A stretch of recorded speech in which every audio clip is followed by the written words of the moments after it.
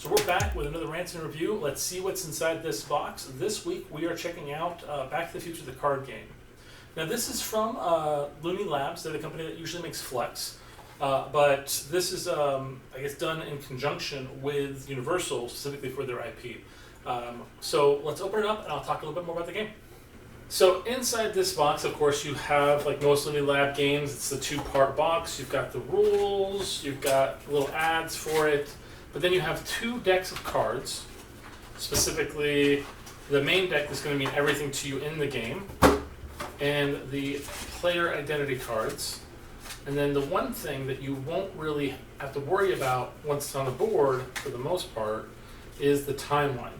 So you can see right here, on the cards, you have their designation, and you build them on the grid. So you have the timelines in effect down the way. Now in the game, you'll get an employee ID card, and then you get to be a character from the world. Not a main character, mind you, but like one of the secondary characters, relatives of the families inside of it, of the other characters. So this is Tiffany Tannen, a relative of Biff Tannen. So in the game, what you're going to do is you want to basically make sure the timeline exists in which you are born. And so, as you can see here, there are cards like these, and it will tell you how they have to be flipped.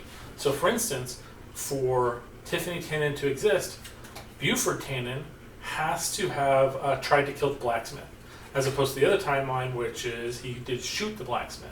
So you have to set these in effect, and then from there, you then want to solidify time. Once you do that, you've won the game.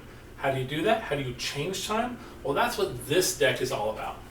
Like Looney Labs, to draw one, play one. You can sacrifice your play, though, for another draw. And in these decks, you will find things, oh wow, what a cut, to a time machine. And these time machines will allow you to specifically go and change the time as long as you use the items required by the time machines. Each one's have different ones. Oh, boom, like this one requires plutonium. Other things that you get in the deck will be items, like for instance the almanac or the dust jacket for the almanac. These items can be used to either affect gameplay some way, shape, or form, or to activate things called double backs. Now the double backs specifically only affect a specific period of time, a certain linchpin that you can change.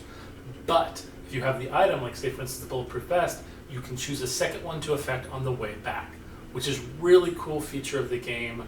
So basically the whole thing about it is you just want to go in, you want to create your timeline, and then get out. Pretty easy, a lot of fun, great game.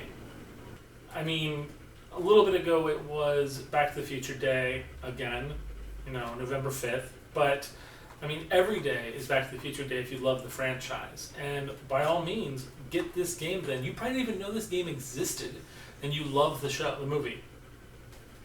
But, I mean, just get it. This is a good game to get. It's a small, compact, easily fits on a shelf, and perfect for game night. We'll see you guys next time. Pick up more games.